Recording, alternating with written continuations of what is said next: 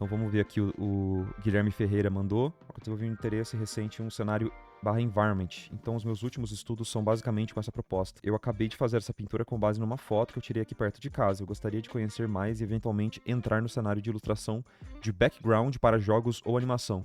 Gostaria de saber se as artes desse tipo que eu mandei já funcionam ou se ainda falta muita coisa pra cumprir. Pra trabalhar com background de jogo e animação, ficou legal, cara. Interessante a estética aqui. Uma coisa que eu acho que vale a pena você estudar não é só fazer os estudos, né? Eu acho que você fazer esses estudos é bem interessante, mas eu acho que é importante você estudar um pouco da estética desses jogos e de animação que você gostaria de trabalhar. Porque se você fazer uma análise geral das empresas que contratam animação aqui no Brasil, elas vão ter todas uma estética mais clean, mais limpinhas, né? Mais focadas em... Por exemplo, vamos colocar ali. Acho que o mais diferente que a gente tem seria o Irmão do Jorel, em questão de estética, de cenários. Só que muito dos estilos que são utilizados... Ó, tipo, o Irmão do Jorel, ele vai pra essa estética aqui, ó, né, de cenário, que é um cenário mais pintado, mas ele geralmente tem cores bem saturadas, bem vivas, né? Tem uma linha que separa muito bem os elementos, uma linha bem fina, e beleza. Então, a gente tem uma estética aqui, meio de aquarela, que deveria ser seguida para esse produto, certo? Se a gente for para outros produtos que são gerados ali por estúdios brasileiros, por exemplo, a Split ou a Birdo, não sei se a Birdo existe ainda. Acho que existe. É que eu tô meio por fora do mercado de animação, tá? Ó, saca só. Esses são os clientes que a Split já trabalhou. É só um exemplo, você não precisa fazer coisas para Split, tá? Eu só tô dando um exemplo. A gente consegue reconhecer alguns padrões, certo? Claro que tem muitos projetos que saem bastante desse padrão, mas a gente reconhece alguns padrões. Ó, do Rick aqui, que bonitinho. Que é basicamente uma delimitação muito, muito evidente dos planos desse cenário. Então, esse exemplo aqui do Ninjinha é muito, muito legal. A gente tem o plano aqui médio e a gente tem o background, coisas que estão lá pro fundo. E em algumas artes também a gente vai ter elementos do foreground. Eu acho que quando você estiver fazendo artes com essa proposta, é importante você delimitar bem as camadas da sua arte e trabalhar com que elas se separem de uma forma mais evidente, sabe? Até a questão da temática, ter uma temática muito pesada, muito escura, talvez ela não te ajude muito a conseguir trabalhos também aqui no Brasil, pelo que eu já vi dessas artes. Mesmo quando vai falar de assuntos um pouco mais sérios, um pouco mais dramáticos, as imagens têm mais cor, né? Geralmente elas são mais coloridas, tem uma estética que funciona mais para televisão, ou seja, é uma linha um pouco mais fina, os elementos um pouco menores, a gente consegue ver um pouco mais das laterais aqui e talvez não tenha tanta distorção de lente quanto você fez aqui. Então são várias coisinhas que daria para você fazer. Para jogo ou para animação, eu acho que especificamente a animação daria para dar uma distanciada um pouco maior desses elementos, para imaginar os personagens andando aqui, sabe? Percorrendo esse caminho do cenário. A qualidade técnica da linha tá legal, mas eu particularmente não gosto muito desses efeitos que estão por cima da linha. Eu acho que também a gente, para manter essa estética, todos os elementos poderiam se aproveitar mais da linha e manter a mesma direção de arte, que seria essa linha por cima e a cor por baixo. A árvore, por exemplo, você pintou de um jeito que é muito diferente do jeito que você pintou as casas, o carro, o poste. Esse efeito de luz aqui por cima também, eu sinto que ele não tá funcionando muito bem, porque ele deixa a imagem ainda mais cinza, né? É um efeito meio opaco que não sei se tá conversando tanto, porque ele tá sobrepondo essa linha de um jeito um pouco estranho. E eu acho que seria mais ou menos essa estética, sabe? Tentar puxar um pouco mais pro tipo de cliente que você gostaria de trabalhar. De novo, não tô falando que não existe esse tipo de arte no mercado de animação, nem nada assim. E para jogos também acho que é importante, quando você estiver pensando em fazer cenários para jogos, que ele seja diferente dos cenários de animação. Para jogos é mais importante você dar uma previsibilidade para quem estiver trabalhando com a direção de arte, de como aquele cenário vai... Assim, para jogos também a gente tem coisas muito diferentes, né? Mas eu faria o cenário já como se ele tivesse inserido na visão do jogo, sabe? Então, se você tiver um jogo que ele é terceira pessoa, é legal você já pensar na visão daquele cenário em terceira pessoa. Se você tiver num jogo que ele é isométrico, fazer aquele cenário isométrico é muito mais interessante.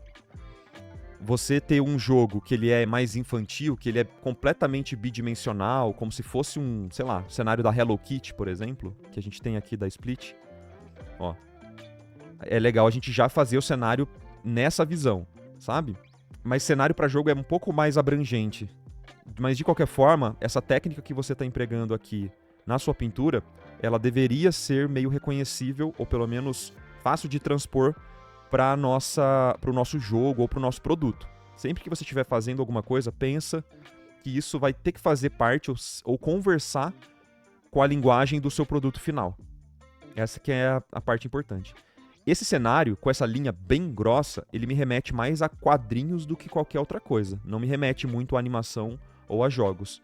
Se eu estivesse fazendo coisa para jogos, talvez uma coisa que você pudesse fazer, Guilherme, era pegar esses elementos, essas casinhas, e tentar transformar elas em props para jogo. Eu acho que isso é muito mais interessante do que você fazer uma ilustração efetivamente para um portfólio de jogos, assim, sabe? Então, o que eu quero dizer com isso? Vamos supor que você esteja trabalhando para um jogo que é um tower defense na sua cidade, na sua rua. E que essas casinhas, elas são construções desse tower defense. Entende? Eu acho que essa que é a mentalidade para jogos. É você tentar não só ilustrar de uma forma bonita aquele cenário, mas casar a ideia daquele cenário com o jogo. Vai ser um jogo onde você vai construir andares nessas casas. Isso já é um jogo interessante que você poderia explorar. Pensar nos níveis das casinhas para fazer um upgrade dentro de um jogo. Ou é um jogo meio GTA mesmo, e se for uma vibe mais GTA, mais 3D, em terceira pessoa, você tem que fazer esse cenário mais focado em terceira pessoa, mais 3D, aí tem que tirar a linha, talvez, né? A não ser que seja um jogo na vibe da Telltales. Telltales, pra quem não conhece, eles faziam alguns jogos muito legais de história, né? Mas, deixa eu pegar aqui, ó, um exemplo. Eles têm o The Walking Dead, né? Que aí sim eles vão usar as linhas, mas eles vão usar as linhas bem mais finas do que você fez. A estética é pra parecer quadrinho, né? Pra dar uma emulada em quadrinhos. Ó, por exemplo, do The Walking Dead. Tem aquela parte de pintura, mas tudo fica dentro dessa estética com a linha um pouco mais fina e com uma escala um pouco maior do que você estava fazendo.